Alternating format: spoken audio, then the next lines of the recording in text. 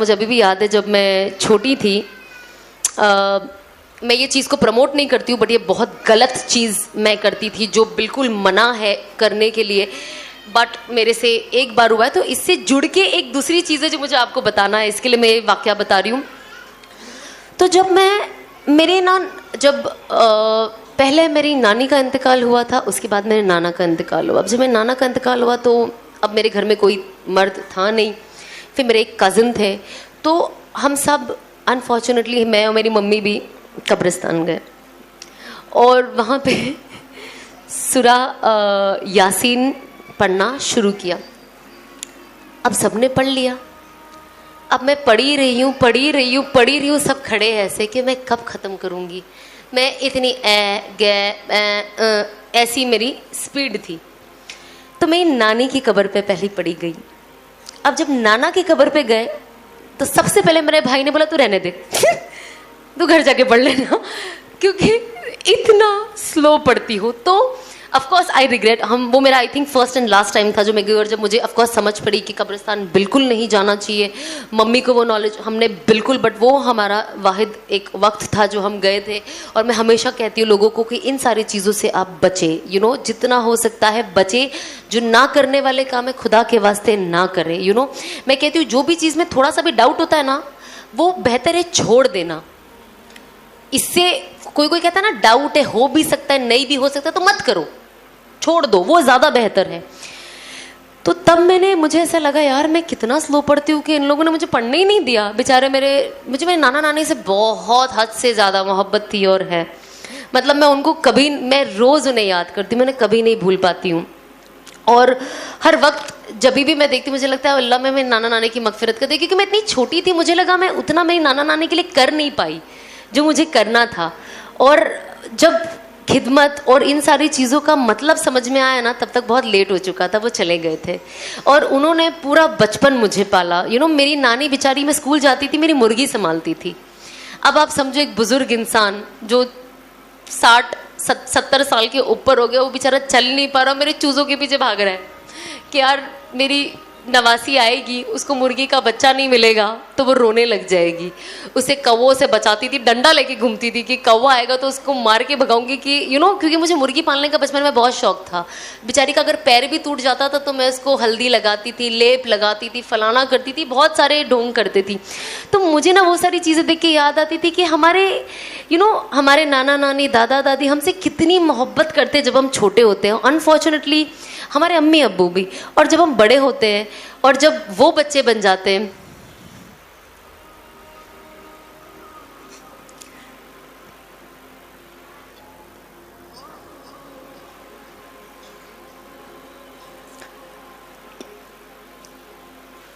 तो हमें उन्हें समझना कितना मुश्किल हो जाता है। मैं हमेशा कहती हूँ माँ बाप की इज्जत करें, माँ बाप से मोहब्बत करें, और वो जो कहते हैं आपकी भलाई के लिए कहते हैं। बहुत बड़ा दर्जा है और मुकाम है माँ बाप का। कहते हैं ना जन्नत का रास्ता सिर्फ वही है। और शायद बहुत हर बार हम लोगों को ना, अब मतलब अभी तो मेरी आगे वाली नस्ल आई नहीं है, बट जब आप खुद माँ बनते हो ना, मैंने देखा ये लोगों में, तब वो समझ पाते हैं कि माँ बाप कितनी सैक्रिफाइसेस देते हैं, तब जाके वो माँ बाप बन पाते हैं। और बच्चे को संभालना और उसके पीछे 24 घंटे लगे रहना आसान काम नहीं है। तो कोशिश करें कि आप, अगर आपके माँ बाप हयात है तो आप जितना हो सके उनके लिए करें, जितना हो सके, और बिल्कुल भी किसी भी चीज़ के लिए चिड़चिड़े ना हो। ये होता है हम यंग है ना, हम बहुत फास्ट हो गए, हमको लगता है फास्ट चलो ना, बाहर चल रहे हो तो इतना स्लो क्यों चलते हैं। माँ बाप बूढ़े हो जाते तो हमें उन्हें रेस्टोरेंट में लेके जाने शर्म आता है कि यार सही से खा नहीं सकते, स्लो खाते हैं, फास्ट नहीं चलते। तो जब मेरी मम्मी को ब्रेन हैमरेज हुआ था ना, आई डोंट नो कितने लोगों ने इंस्टाग्राम पे मेरी मम्मी को देखा है, मेरी मम्मी अपनी दोनों आंखें खोल नहीं पाती है खुद से, तो उनको मुझे सेलो टेप लगा के रखना पड़ता है ताकि वो हम सबको देख सके और चीज़ें कर सके। तो जब मम्मी को ये हुआ ना, मैं उनको हर जगह लेके जाती थी अपने साथ घूमने। वो बहुत स्लो खाते थे। मुझे अभी भी याद है जब उनको ब्रेन हैमरेज हुआ था ना, तो वो कोमा में थे उनको पैरालाइज हो गया था कुछ वक्त, और फिर उनको वेंटिलेटर पे रखा गया था।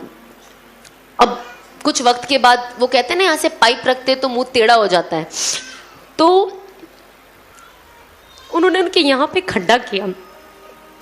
मुझे अभी भी याद है, 6 महीना मेरी मम्मी कुछ नहीं बोल पाई और वो नाक से खाना खाती थी।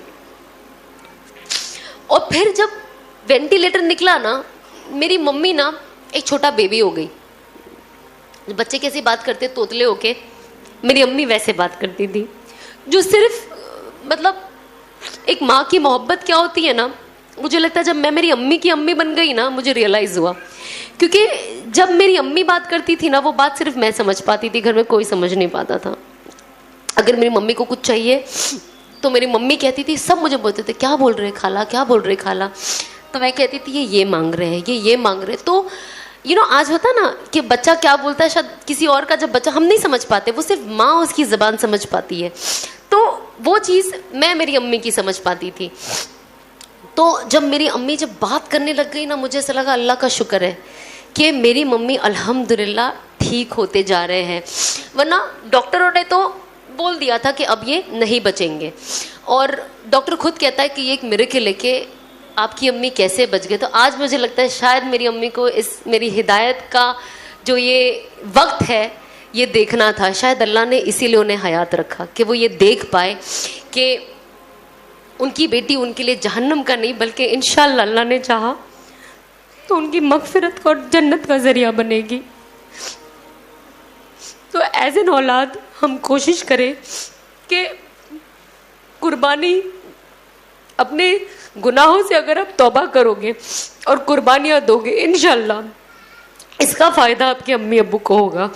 दुनिया में हम अपने माँ बाप को कितना भी आई लव यू बोल ले, कितनी भी पप्पियाँ ले ले, मैं मेरी माँ को कितने भी महंगे से महंगा कपड़ा दिला दूँ, महंगे सोना दिला दूँ, जो भी दुनिया की चीज़ें दिला दूँ, लेकिन अगर मैंने उनकी आखिरत ख़राब कर दी तो कहते हैं ना ऐसी औलाद का क्या फ़ायदा। इसीलिए हम कहते हैं ना अल्लाह से नेक साले औलाद मांगो कि वो आपकी मगफिरत का ज़रिया बने, ना कि आपकी जहन्नम का ज़रिया बने। कि क़यामत के दिन उनसे ये पूछा जाए कि आपने इनकी परवरिश क्यों नहीं की सही तरीके से। तो मैं चाहूँगी कि क़यामत के दिन अल्लाह उनसे कहे ना कि शाबाश, आपने इतनी अच्छी बेटी की परवरिश की है कि आज ये खुद भी जन्नत जाएगी, आपको भी लेके जाएगी और शायद और कुछ लोगों को साथ लेकर चले जाए। जिस तरीके से उसने दावत का काम किया है। तो जब मैं दावत का असल मकसद जानी ना, तो मैंने कहा यार ये ऐसा काम है जो दुनिया में भी फ़ायदा देगा और आखिरत में भी। तो मैंने कहा बस अब यही काम है जो करना है। कल भी मेरे मैंने बयान किया पर मैं बातें बोल नहीं पाई। कल मेरा यौम विलादत का दिन था और जैसे असफी आपा ने और उनके हस्बैंड ने ये अरेंज किया 2 दिन पहले, तो अनस मेरे सामने बैठ रहे थे, उन्होंने बोला 21 अगस्त को कर रहे थे। मैंने अनस को बोला कुछ मत बोलना। वो बोलने जा रहे थे कि मेरा बर्थडे है एंड ऑल दैट, मैं सेलिब्रेट नहीं करती हूँ ऑफ कोर्स। तो वो बोलने जा रहे थे, मैंने कहा मत बोले। एंड आप यकीन नहीं मानेंगे, 20 की रात को जब 12 बजे और मैं नमाज के लिए बैठी, मैं इतना रोई। और कहते हैं ना जब अल्लाह किसे माफ़ करना चाहता है ना, तो वो उसे ऐसे इम्तिहान लेता है कि अगर अल्लाह आपके लिए एक ऊंचा मकाम चाहता है, लेकिन आपके अगर अमाल वैसे नहीं है ना, तो अल्लाह आपसे कुछ ऐसे काम करा लेगा। क्योंकि अल्लाह को पता है कि ये बंदी इतना अमाल नहीं कर पाएगी कि मैं इसे जन्नतुल फिरदौस भेजूँ। तो मैं क्या करूँ, इसे हालातों में डालूँ और कुछ ऐसे अननोन काम ले लूँ जिससे इसका मर्तबा ऊंचा हो जाए। तो उस वक्त मैंने सोची कि मैंने अपनी ज़िंदगी का कितना साल इसी दिन गाना बजाया, डांस किया, अस्तगफिरुल्लाह कैसे कैसे कपड़े पहने, उसमें लोगों को शामिल किया, मेरे घर वालों को नचाया। अल्लाह उनकी भी मगफिरत करे। जो मैंने किया, एटलीस्ट मैं तो हमेशा माफ़ी मांगती हूँ कि मेरे ज़रिए जिसने भी गुनाह किया अल्लाह उन्हें माफ़ कर दे, मेरे घर वालों को भी, क्योंकि ज़रिया मैं थी। तो उस वक्त मुझे ऐसा था कि यार इस दिन मैंने कितना साल गलत किया, कितना साल, मेरी आधी ज़िंदगी ख़त्म हो गई है। मैं 34 ईयर्स की हूँ और मैंने इतना साल इसी दिन क्या क्या नहीं किया, जिसने अल्लाह को कैसे नाराज किया होगा, कैसे नाराज किया होगा। अल्लाह और उसके फरिश्ते मुझ पे लानत भेजते होंगे इसी दिन कि मेरे पैदा होने के दिन पे मैं क्या कर रही हूँ। और अल्लाह ने देखो ना कैसा गैप का काम किया कि बस हमने तय किया अहमदाबाद आएंगे और हम कुछ बातें करेंगे, एक्सपीरियंस शेयर करेंगे। अल्लाह ने कैसा दिन चुना, 21 अगस्त, वही बर्थडे का दिन। और अल्लाह ने उसी दिन मेरे से कैसा काम लिया। तो कभी कभी जब इंसान चीज़ों को खुल के समझता है ना, तो वो समझता है कि अल्लाह कुछ भी कर सकता है, कोई मुश्किल नहीं है, कोई मुश्किल। और अल्लाह आपको इस दुनिया में ही दिखाएगा कि मैं आपको कबूल करता हूँ, बट आप इसे पकड़ के रखना। ऐसा नहीं है कि आज कुछ चीज़ें मुझे दिख रही है कि मेरी कबूलियत हो रही है तो अब बस मैं एकदम कहते हैं ना सीना तान के आ जाओ कि बस अब मैं तो जन्नत ही जाने वाली हूँ। ना ना ना, ये तो आँख बंद होने के बाद ही पता चलेगा। बट जब अल्लाह, हर इंसान कहता है ना, अगर आपने एग्जाम दिया है, आप कुछ अच्छी चीज़ें कर रहे हो, अगर मैं आपको बोले माशाल्लाह आपने बहुत अच्छा किया, मुझे एक इंसान को अप्रिसिएशन पसंद है, मोटिवेशन पसंद है, तो अल्लाह हर इंसान को मोटिवेट करता है। आई एम श्योर आपने भी ऐसे बहुत एग्जाम्पल्स देखे होंगे, नोटिस किया होगा कि ये करने से अल्लाह ने मेरे लिए ये कर दिया, वो करने से अल्लाह ने मेरे लिए ये कर दिया। तो बस हमें ना वो नोटिस करने की ज़रूरत है।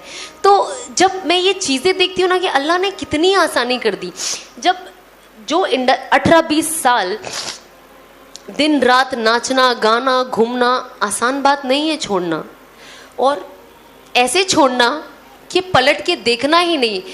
कभी कभी जब मैं और अनस बात करते तो हम ऐसी बात करते कि अल्लाह ने कैसे निकाला जैसे आटे में से बाल, उतने आसानी से निकाल दिया मुझे उसमें से। मुझे अल्हम्दुलिल्लाह आज कोई चीज़ की याद नहीं आती है। मुझे कभी कभी यही पूछते हैं किसी और की बात सुन के, बोले यार तुमको कोई चीज़, मैंने कहा बिल्कुल, मैंने कहा आप यकीन नहीं मानोगे मुझे याद ही नहीं आती है। 20 साल अगर आप कोई एक चीज़ करो आपको याद आएगी ना यार, इंसान है, याद आएगी ना। ऐसा नहीं कि आपको वो करना है, लेकिन एक इंसान सोचता है ना, अरे यार अभी मैं हिजाब नहीं पहनी होती, अभी मैं मालदीव्स गई हूँ, कितना आराम से बाल खोल के ऐसे हवा में लहरा रही होती मैं, सोचता है ना। इसका ये मतलब नहीं है कि अरे मुझे हिजाब नहीं पहनना, पर एक वो सोच आती है, वो पॉजिटिव भी आ सकती है नेगेटिव भी। मैं पॉजिटिव की बात करती हूँ, लेकिन आपको लगता है नहीं यार, बल्कि मुझे तो लगा इमेजिन मैं एक ऐसी जगह गई हूँ जहाँ पे जब मैं लोगों की तस्वीरें देखती हूँ, बहुत मेरी मुसलमान बहनों को ये लगता है जब वो फोटो देखते कि भैया हम मालदीव्स जा ही नहीं सकते, जाएंगे तो ऐसे ही रहना है। लेकिन जब मैं वहाँ गई मैंने कहा नहीं, ऐसे कोई रूल्स रेगुलेशन नहीं है, ये हमारे दिमाग का फितूर है कि हम बीच पे जाएंगे तो हमें ये पहनना है, हम यहाँ जाएंगे क्योंकि वो सब कर रहे हैं, हम सब नहीं है। अल्लाह ने हमें ईमान क्यों दिया है? ताकि हम सब ना रहे, हम दिखाई दे लोगों की कि ये ईमान वाले हैं, ये अल्लाह को, अल्लाह के हुक्मों को फॉलो करने वाले हैं, ये रसूल अल्लाह सल्लल्लाहु अलैहि वसल्लम की सुन्नतों को पकड़ के रखने वाले हैं, ये आम इंसान नहीं है। हमें अल्लाह का कितना सबसे पहले शुक्र करना चाहिए कि हमें ईमान वाले घर में पैदा किया। आप सोचिए अगर हम ईमान वाले घर में नहीं होते तो हमारा क्या बनता। एक अलग जगह रहना और अल्लाह के बारे में जानना और सारे नबियों के बारे में जानना, रसूल अल्लाह सल्लल्लाहु अलैहि वसल्लम के बारे में जानना मुश्किल है ना। वो कनेक्शन होना अचानक से मुश्किल हो जाता है ना। बचपन से जो चीज़ चलती तो आपके दिल में एक लगी रहती है कि हाँ मेरा एक कनेक्शन है, तो ये बहुत मुश्किल चीज़ होती है। तो मैं हमेशा ये कहती हूँ कि हमें सबसे पहले अल्लाह का, अगर हम 2 रकात शुक्राना पढ़ते तो हम अल्लाह का पहले शुक्र करें कि अल्लाह आपने हमें एक ईमान वाले घर में पैदा हुआ। बहुत जगह पे जब पहले मेरी बात होती थी तो लोग पूछते हैं ना कि मुस्लिम्स ऐसे क्यों करते हैं, डिफरेंस एक बात के लिए, झगड़े के लिए नहीं, ऑफकोर्स एक बात के लिए। तो मुझे ना एक मेरे दोस्त ने जो गैर ईमान वाला था, उसने मुझे कहा कि सना तुम ना इस्लाम के बारे में ऐसा इसके लिए बात करती हो बिकॉज तुम मुस्लिम हो, तो तुम्हारी फीलिंग्स अलग है। मतलब मैं पहले से ही ना बहुत जलाली हूँ, मतलब कुछ भी हो जाए। मैंने कहा भैया मैं बिल्कुल गलत हूँ, पर आप इसका ये मतलब नहीं कि आप इस्लाम के लिए कुछ भी बोल सकते हो, ये मुझे सुनना गवारा नहीं है। लेकिन क्या हो रही थी ना, मुझे ऐसा लग रहा था मैं दोगली लग रही हूँ कि मुझे इस्लाम को ऐसे पकड़ के रखना और बताना ये गलत नहीं है। अगर इस्लाम गलत नहीं है तो मैं क्यों गलत जा रही हूँ। अगर जब हम बोलते हैं ना, अगर हमसे कोई गलती होती है तो हमारे माँ बाप को दोष ना दे। कहते हैं ना घर में माँ बाप ने कुछ नहीं सिखाया, हर गलती हुई तो हमसे दो, पर कैसे नहीं दे माँ बाप को दोष। वो कहीं ना कहीं आपके माँ बाप के नाम पे जाता है ना। कहते हैं ना घर के हर लड़का लड़की माँ बाप की इज्जत है। तो तो इसी तरीके से इस्लाम हमसे कनेक्टेड है। हम ये नहीं बोल सकते कि अगर मैंने ये किया तो इस्लाम को दोष नहीं, तो नहीं, आप रीज़न बन रहे हो इस्लाम का नीचे आने का, और ज़ाहिरी तौर पे उसका एक गलत पोर्ट्रेल हम खुद दे रहे। आज की तारीख में कोई नहीं बोलना चाहता है मैं गलत हूँ, हर इंसान कहना चाहता है नहीं मैं सही हूँ, ये सही है, या मेरे से गलती हो रही है, लोगों से हो रही है, मुझसे कुछ नहीं हो रही, भाई मैं तो बहुत एकदम नेक हूँ, एकदम स्ट्रेट हूँ। तो ये हमें सबसे पहले एक्सेप्ट करना है कि हम गलत है। तौबा का सबसे पहला मयार क्या है? किसी भी चीज़ की तौबा का पहला ये मयार है कि हम एक्सेप्ट करें कि हम गलती कर रहे हैं। दूसरा, हम रोकें कि हम ये गलती अब आगे ना करें, और कोशिश करें कि इस चीज़ को हमारी ज़िंदगी से हमेशा के लिए निकाल लें, और मरते दम तक का उसके ऊपर इस्तग़फ़ार करें। ऐसा नहीं है कि अच्छा हमने तौबा कर ली, अब हमने ज़िंदगी बदल ली, अल्लाह बेशक माफ़ करने वाला। अल्लाह कहता है ना, जब आपने तौबा कर ली तो आप ऐसे जैसे आप न्यू बॉर्न बेबी हो, जैसे आप अभी पैदा हुए हो। लेकिन मैं अपने तरफ से ये कहूँगी, तो भी आप मरते दम तक उस चीज़ पे इस्तग़फ़ार करते रहिए कि अल्लाह मैंने ऐसा किया, मैं इसके ऊपर शर्मिंदा हूँ। मैं आज भी अल्लाह को कहती हूँ कि अल्लाह आपने मेरी बेशक तौबा कबूल की। जो मैं पढ़ती हूँ मैं यकीन रखती हूँ ना कि अल्लाह बेशक जो कहा है अल्लाह वो तो करेगा ही, तो अल्लाह मुझे माफ़ करेगा ही। लेकिन तो भी मुझे अल्लाह से मांगना है कि अल्लाह मुझे जो भी मैंने गुनाह किया है मुझे माफ़ कर दे। आज जब मैं बाहर लोगों को देखती हूँ कुछ दूसरी हालत में, जहाँ से शायद मैं आई हूँ, शायद कि ऑफकोर्स वहाँ से आई हूँ, उस मेरा हुलिया भी वैसा था, तो मैं जब भी देखती हूँ सबसे पहले दुआ करती हूँ कि अल्लाह अल्लाह तेरा लाख लाख शुक्र है कि तूने मुझे हिदायत दे दी, मुझे बदल दिया। अल्लाह इसे भी हिदायत दे दे जिसे मैं देख रही हूँ। और एक तरफ से एक डर दिल में वो रहता है कि यार अगर आपने मुझे हिदायत नहीं दी होती तो आज ये मैं होती, इसकी जगह पे मैं होती, और ऐसी मैं किसी और को दिखाई देती। पता नहीं ऐसे कितने लोग हैं जिन्होंने मुझे देख के दुआ करी होगी कि अल्लाह इसे हिदायत दे दे। हम देखते ना, आज जब मैं देखती हूँ लोगों को इंस्टाग्राम पे, फ़ोन पे, सबसे पहली दुआ मेरी यही निकलती कि अल्लाह इन्हें हिदायत दे दे, इनके दिलों को खोल दे, इनके दिमागों को खोल दे, वरना ये नहीं समझेंगे कि इनका कितना भारी नुकसान है, और ऐसा नुकसान जो ये कभी भरपाई नहीं कर पाएंगे। मैं आपको एक छोटा सा वीक स्टोरी सुनाती हूँ, मुझे नहीं पता है कितना सच है, बट ये स्टोरी है। ये स्टोरी अगर हम सुने और इसे अपने फ़ायदे के लिए यूज़ कर ले। एक वक्त एक बुज़ुर्ग, एक शख्स कब्रिस्तान से गुज़र रहा था, तो अंदर एक कब्र से आवाज़ आई एक बुज़ुर्ग की, तो वो उसे सुन पाया, तो वो उनसे बात की। तो उन्होंने बोला अरे आप अंदर जैसे कितने वक्त से, क्या जो भी उनके बीच में बातें हुई, तो उन्होंने बोला कि मैं जब अंदर आया मैं नेक अमाल के साथ आया हूँ, तो ऑफ कोर्स मेरे अंदर मुझे बहुत राहत है। तो जब फरिश्तों ने आके मुझे अंदर पूछा कि आप क्या करना चाहेंगे, क्योंकि आपने कितनी अच्छी ज़िंदगी दी तो आपको ऑप्शन आप क्या करना चाहेंगे, तो उन्होंने कहा कि जब तक क़यामत नहीं आती मुझे कुरान शरीफ पढ़ने का मौका मिल जाए। तो उन्होंने वो लड़के को कहा कि मैं जब से अंदर हूँ, जब से मेरी मौत हुई है और अब तक मैंने 70,000 कुरान शरीफ मुकम्मल कर लिया है पढ़कर। मैं आपको वो पूरा का पूरा 70,000 कुरान शरीफ दूंगा, सिर्फ आप एक बार मेरे लिए सुभान अल्लाह बोल दे।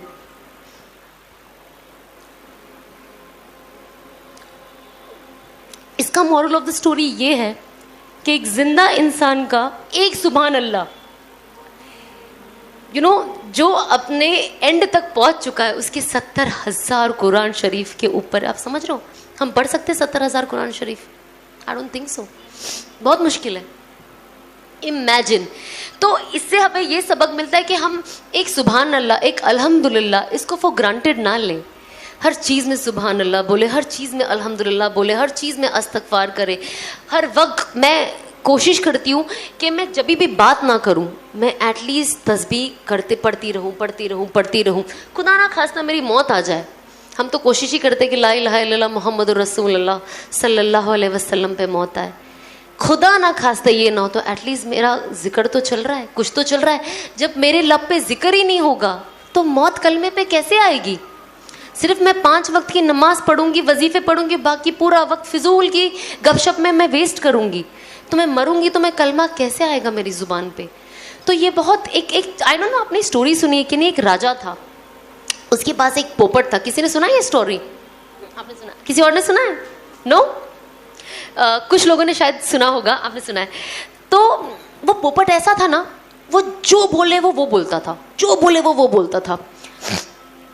तो क्योंकि पोपट अच्छा बोलता था तो राजा ने उन्हें बोला ला इलाहा इल्लल्लाह मुहम्मदुर रसूलुल्लाह बोलो, ला इलाहा इल्लल्लाह। पोपट क्योंकि बोलता था ला इलाहा इल्लल्लाह मुहम्मदुर रसूलुल्लाह बोलता था, ला इलाहा इल्लल्लाह मुहम्मदुर हर वक्त बोले। और वो पोपट एक इंसानों की तरह बात करता था, कोई आए तो उसे ग्रीट करना, तो सिखाया। एक दिन पोपट की मौत हो गई। राजा बहुत रोया, बहुत पालतू पोपट था, बहुत मोहब्बत थी उससे।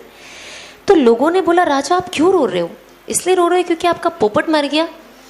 तो उन्होंने कहा नहीं, बोले दिन रात पोपट ला इलाहा इल्लल्लाह मुहम्मदुर रसूलुल्लाह बोलता था, पर जब मरा तो उसने कलमा नहीं पढ़ा।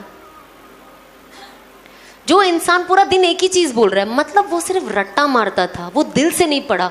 अब वो चीज देख के राजा को क्या एग्जाम्पल मिला कि मुझे नहीं पता मैं जो बोल रहा हूं ला इलाहा इल्लल्लाह मुहम्मदुर रसूलुल्लाह, मैं दिल से बोल रहा हूं कि नहीं।